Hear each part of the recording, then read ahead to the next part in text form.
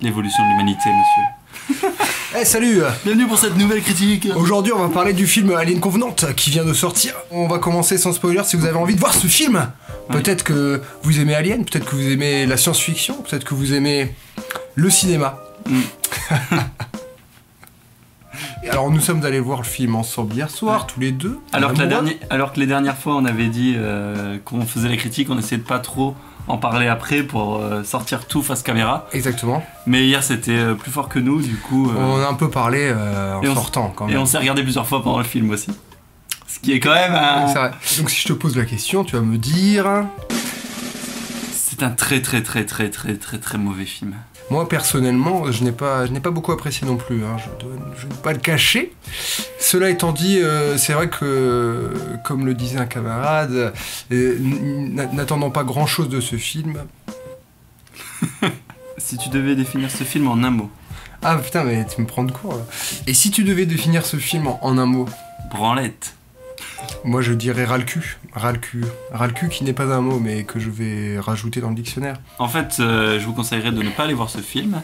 Mais si on m'avait conseillé de ne pas aller voir ce film, j'aurais quand même été le voir. Donc je sais que les fans d'Alien iront le voir parce que voilà, c'est important pour notre curiosité quand même. Et puis ça rajoute des choses à la mythologie alien que je trouve pas cohérente, mais on en rajoute des choses dedans. Hein. Ah, on en rajoute, on en rajoute. À qui ça peut plaire véritablement? C'est-à-dire que un film comme ça, qui s'inscrit dans toute cette saga... Et mythologie, ne peut pas convenir à quelqu'un qui n'y connaît absolument rien. Enfin, si vous ne connaissez aucun des films aliens... c'est injouable. Ça a aucun intérêt. Si vous aimez beaucoup, ou si vous aimez tout court la saga, ou que vous vous y intéressez, j'ai du mal à croire que ça puisse plaire aussi, parce que c'est rempli de cohérence. Et comme tu le disais... Ça te fait rire? Alors pour commencer, je dirais que ce film on aurait pu l'appeler autrement. L'histoire de Nono le petit robot. Parce que en fait quand on met ensemble Prometheus et celui-là d'ailleurs, en fait c'est un film plus tourné sur l'histoire d'un robot que sur Alien finalement. Ouais, c'est vrai. Oui, tout à fait. En fait, je sais pas, mais la première scène du film, déjà, je dis pourquoi on commence comme ça? À part commencer par la branlette, hein, on y va dès la première seconde. Ça m'a fait penser au jeu vidéo Half-Life, pour ceux qui connaissent, Half-Life 1 et 2, où t'avais un temps super long début avant de commencer à jouer. Où en fait, par exemple, t'étais dans un tramway, et en fait, c'était un peu la même chose. J'étais dans un moment super chiant. Et je sais que le but, c'est de te donner un côté de la relation du créateur avec la créature et... C'est censé t'expliquer un peu tout le film aussi, avec cette notion de création, de libre arbitre, qui conduit à la destruction de l'humanité. En plus on a un look de hipster du coup on est ah ouais, vraiment c'est un truc de ouf. Ça symbolise un petit peu ce côté faussement intellectuel en fait. Et je pense que c'est très réfléchi hein, dans la tête de Ridley Scott. Ah oui, dans Ridley Scott, c'est le mec... Ce qui me dérange de base c'est qu'en gros, si tu peux faire un film sur ce thème là, t'es pas obligé de prendre Alien quoi. Tu peux faire un film original, qui a pas du tout les mêmes attentes du coup du spectateur, qui vient voir un film sur la... Voilà, sur l'intelligence artificielle. Qui pourrait quand même s'inscrire dans la saga Alien quand même. Ça peut s'inscrire. Non mais ça peut s'inscrire dans la saga Alien parce que c'est très bien fait dans les deux premiers films. Le fait de dire ben fais un film là-dessus. C'est ce que t'as envie de faire là. Et tout ce qui est Alien, pour moi ça passe totalement au second plan là. Ce qui est au cœur de son film, j'allais dire l'œuvre. C'est quand même, ça reste la création de l'alien et la raison de cette création, ce que ça engendre, etc. Bon, avant de commencer, ce que je voulais dire, c'était qu'est-ce qui est un très mauvais film. Et c'est vrai que c'est assez compliqué parce que là, on émet un jugement très radical, tu vois, en disant c'est de la merde, point barre. Évidemment, ça dépend de votre point de vue, de comment vous vous positionnez, etc. Mais on juge ce film aussi par rapport à un contexte. Ah oui. Et parce que c'est aussi un film réalisé par Ridley Scott, c'est pas n'importe qui. Mais là, ce qui est triste en plus, c'est que c'est un film de science-fiction. Qu'est-ce qui est tombé? C'est pas le premier film de science-fiction qui nous déçoit et qui est merdique, quoi. L'impression que c'est un peu la goutte d'eau qui fait déborder le blase. J'ai été très neutre vis-à-vis de tout ce que j'ai vécu, même s'il y a des petits moments de bravoure. La scène qui est un peu dans la bande-annonce aussi, où ils sont dans l'infirmerie. Et la caméra suit la fille qui flippe et qui s'enfuit. Ça, cette scène, elle est bien en tant que telle. Le moment de tension. Oui, non, mais il y a des petits moments de bravoure comme ça, mais c'est très court. Ça part tout de suite. En fait, ça me touche sur tellement d'endroits que j'ai super du mal à construire ma critique. Mais en fait, j'ai l'impression qu'il y a Prometheus, il y a tous les défauts, mais en pire. Les personnages sont censés être des gens préparés pour ce genre de mission. Tu vois le mec qui arrive totalement mourant, qui crache son sang comme un dingue.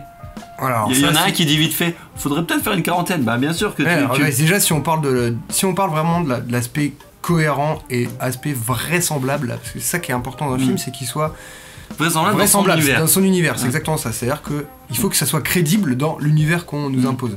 Là, il y a des trucs, encore une fois, et un peu comme dans Prometheus, où on se dit, mais c'est pas crédible, quoi. Les gars, ils transportent 2000 colons pour repeupler et pour essayer d'espérer que l'humanité... Voilà. Et ils prennent des risques totalement inconsidérés. Et l'autre, il prend des risques avec son vaisseau de le descendre. Et en fait, c'est potentiellement le seul pilote du vaisseau en plus. David, comme dans Prometheus, on ne comprend pas ses motivations à un moment. Ouais, alors après, si, les seules motivations... Après, ça justifie un peu ce qu'il fait dans le premier film. Oui, voilà, si, ça, pour le coup, ça justifie, c'est... Il fait son connard dans le premier film. Les motivations de ce robot, c'est l'homme court à sa perte. À son niveau, l'homme, c'est un virus pour toute autre espèce vivante. Enfin, nous, ou du moins... Oui, quand tu vois ce qu'il lâche... Ouais, c'est clair. Il n'y a plus d'animaux, il n'y a plus rien. Ouais. En tout cas, et donc, du coup, il faut le détruire. Et à la place, il faut une autre espèce qui est capable de tout détruire encore plus que l'homme. C'est un alien. Pourquoi pas? Mais en fait, c'est là aussi le souci, c'est que en fait, tout est sujet à interprétation. Il y a des gens qui vont dire moi j'ai tout compris, machin. Ouais, mais pour moi, il n'y a rien de clair, vraiment. Oui, mais alors après, tu peux essayer de savoir ce que Ridley Scott voulait faire, mais je suis sûr qu'il va y avoir 10 000 interprétations de chaque chose qui se passe dans le film, quoi. Un truc, par exemple, aussi qui m'a fait un peu sursauter. Tu vois, tu voulais parler de la vue subjective de Alien, non? Non, ça on s'est regardé. Ça c'est moche. Mais c'est juste qu'on s'est dit, mais non. Ouais. Alors moi, c'est le flashback de David qui va détruire la cité de nos créateurs. Des ingénieurs, quoi, entre guillemets. Et ce que j'ai trouvé très moche, c'est mais même déjà, on comprend pas comment il se retrouve à repiloter le vaisseau qui s'est crashé pour savoir qu'il y a un truc. Je veux dire, on sait rien. D'un coup, on arrive, et moi je me suis dit, il rêve là ou... Là, le truc, c'est que tu vois juste d'un coup le vaisseau et tu fais... Ok, mais... Mais c'est pas crédible, je regarde le robot avec ses cheveux longs qui est... qui est en mode mission. Ouais. Salut, je suis... qui est dans le vaisseau, là, et qui libère la potion noire, là, je sais pas quoi, qui est à 300 mètres du sol. Comment c'est possible qu'il soit dans cette position avec tous les hommes, tous les créateurs qui sont en dessous, qui font « Oh, génial, merci, bonjour, salut !» Et après, qui déverse tout son truc, et ça fait en mode Pompéi, là, tout le monde... Je trouvais ça très très moche. Ouais, et plus pas cohérent. Du moins, ça peut être cohérent, mais expliquez-nous comment on en arrive là. Niveau incohérence, une des énormes, c'est David, à la fin du premier film, il est déchiqueté. Alors, ah oui, c'est vrai. Alors Elisabeth Shaw, ils aiment bien parce qu'il fait « Ah oui, non, il y a... Elle m'a réparé. » Elle s'est occupée de moi. Ouais. Alors, c'est pas les robots avec 3 bouts de métal, hein, c'est organique et tout ça.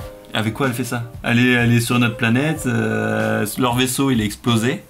Quand tu les vois à la fin du premier film, ils sont juste au bout d'une grotte, machin. Mais elle a le temps de le réparer, de refaire un modèle... Non.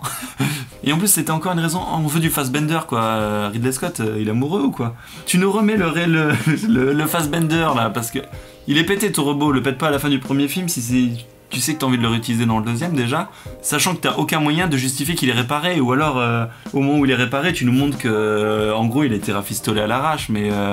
Et du coup en plus il est super costaud et ils nous font cette scène super moche du combat entre les deux robots, les deux ninjas, Matrix là. En plus c'est le prototype qui est de, je sais plus comment il s'appelle, si c'est pas David, c'est qui le défonce en plus. Il le défonce David. Ouais. Et évidemment c'est quand ils s'en vont de la planète. Attends, d'abord, avant de justifier ça, c'est d'abord le coup qui est drôle, c'est que... Et qui est pas logique encore dans ce monde-là, c'est qu'en fait, j'avais l'impression que David était un prototype unique, créé par le mec de Wayland. Ah, ouais. Et en fait, c'est exactement le même modèle. En fait, avec Bishop, donc qui était le nom de l'ancien, tu peux comprendre que ce soit les mêmes numéros de série et du coup ils aient le même visage. Mais là, par rapport à comment on nous le présente dans le premier film, c'est mon fils, machin. Je suis pas sûr que tu prends n'importe quel robot où tu sais qu'il y en a 10 000 et tu fais c'est mon fils alors que t'es Wayland et tu peux avoir. Non, très étrange. Et du coup, bien sûr, on arrive à ce moment où c'est grillé à 15 000. Alors je sais même pas si il a envie qu'on ait le doute. Moi j'ai l'impression qu'il a envie qu'on ait le doute. Hein, alors ça marche pas une seconde, je veux dire. Le truc où tu penses que c'est le gentil robot et en fait c'est le méchant, c'est à te dire t'as compris tout de suite que c'est le méchant robot. Tu fais ah non il a le bras coupé donc bien sûr qu'il vient de se le couper même si tu sais pas comment. Tu sais pas comment parce qu'en plus c'était un truc d'acide machin, tu dis oh il a pris le temps de se tartiner le bras. C'est clair, c'est un faux retournement de situation vraiment. Avant de parler de l'Alien, parce qu'on n'a pas encore parlé de l'Alien, petit point James Franco parce que après il était pas du tout dans la promo du film, hein. Même si inconsciemment ça fait partie de la promo puisque tout le monde disait il y a Danny McBride et James Franco.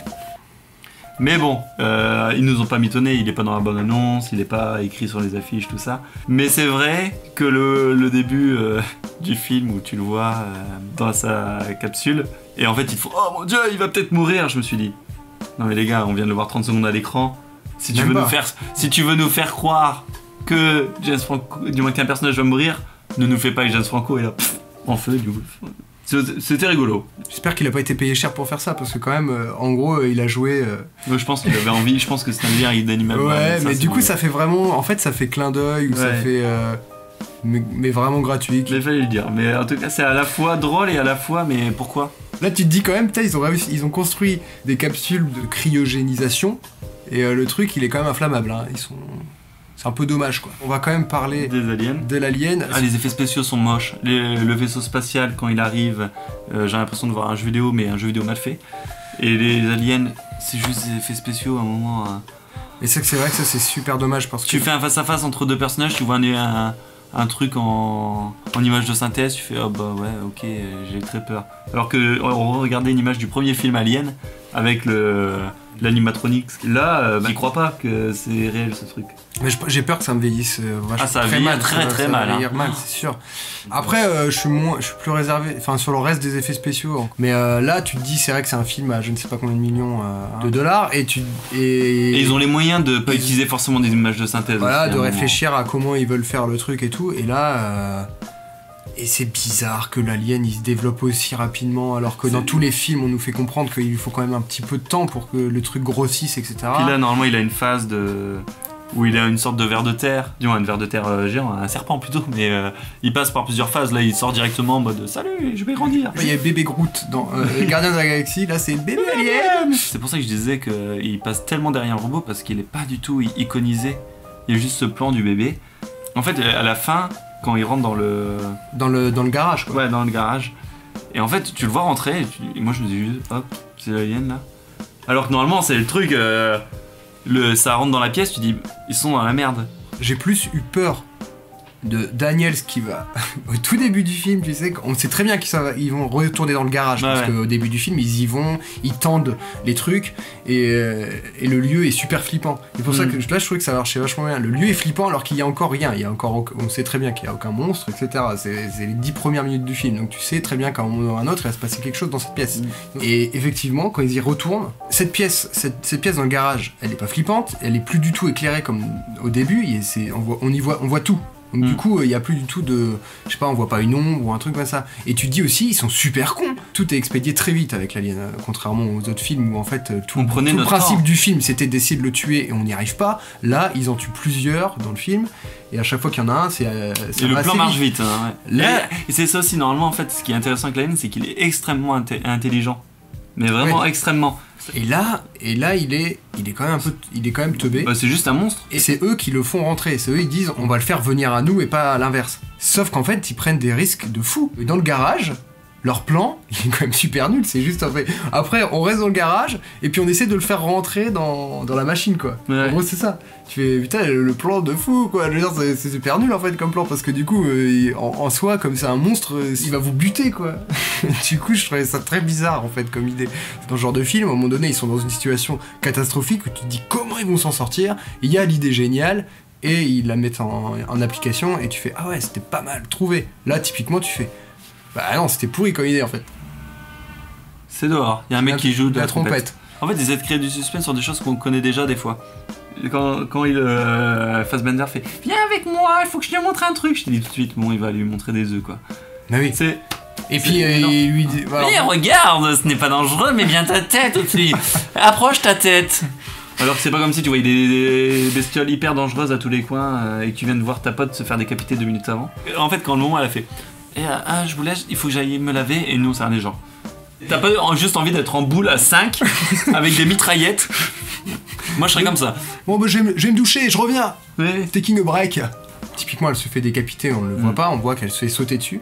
C'est juste qu'ils bonnes images de synthèse. Ils essayent de faire quelque chose de très très impactant. Je sais pas si c'est au niveau du son, au niveau du truc, ou quand il se passe un truc, tu vois. J'avais vraiment l'impression de voir quelque chose une violence gratuite, quoi. C'est vrai que la force aussi d'autres aliens, c'est que la violence est violente parce qu'elle est suggérée et qu'on ne la voit pas forcément tout le temps à l'image, tu vois. Il y a des choix de mise en scène bizarres, quoi. Là, c'est pas du tout subtil. On voit la vue subjective de l'alien. Quand il se passe telle chose, on nous montre bien ce qui se passe. On nous montre bien l'alien, hein, qui L'alien, on le voit sous toutes ses coutures et super bien éclairé. Alors que ce qui faisait aussi la force du premier alien, c'est qu'il est sur un toit. Voilà, on le voit dans l'ombre, on le voit dissimulé, machin, truc. C'est comme le moment où il se sauve parce qu'il y a de l'acide sur le visage, là. Et d'un coup, il y a l'alien au-dessus, mais en fait, t'as pas créé la tension de l'alien. Ce qui est cool quand t'as l'alien, c'est qu'en fait tu crées une vraie tension, genre merde, il est là, ils vont se faire bouffer, les mecs sont jamais en sécurité. Et en fait, tu te sers même pas de ce socle de tension que tu peux faire avec l'alien. Et en fait, ce qui m'énerve, c'est que je pense qu'on n'arrive pas assez bien à définir en quoi ce film est pas bon. Fais-moi un commentaire sur les instants flûte à bec. Parce que dans le premier, les ingénieurs, parce qu'ils sont trop intelligents, et ils ont dépassé notre niveau intellectuel, en fait, pour conduire leur vaisseau, ils utilisent de la musique. Ah oui, c'est vrai, je m'en rappelle même. Donc c'est un lien avec ce qu'on voit dans ce film. C'est ridicule. Putain, on passe combien de temps avec sa flûte? Nous emmerde. Dernier point. Sur du coup, la morale du film aussi. La morale du film peut paraître un peu étrange parce que du coup, en gros, ce qu'on nous montre à l'écran, les deux robots. T'as un robot sans libre arbitre et sans liberté de création, qui est le gentil robot, et le deuxième robot, qui lui a cette capacité de création, d'interprétation, de liberté, etc., qui est le méchant robot. Donc en gros, on est en train de nous dire, c'est que quand on est libre, notre liberté de création, de tout ce que tu veux, t'es un connard. Tu vas vouloir détruire l'humanité parce que t'es trop intelligent et tu vas comprendre qu'il faut détruire l'humanité. Et se rebeller contre le système et pas voter Macron. Alors que quand tu es conditionné et que t'as plus ta liberté, ça se passe bien. C'est ça en fait la morale du film peut-être. Voilà. N'empêche que ça marche. Donc ne vous révoltez pas. Arrêtez d'être créatif. Faut pas être créatif, c'est ça. Le pire, c'est les intermittents du spectacle. Ah bah oui. À bientôt pour de nouvelles aventures filmiques et vidéoludiques. Casquette trop moche. Tchuss.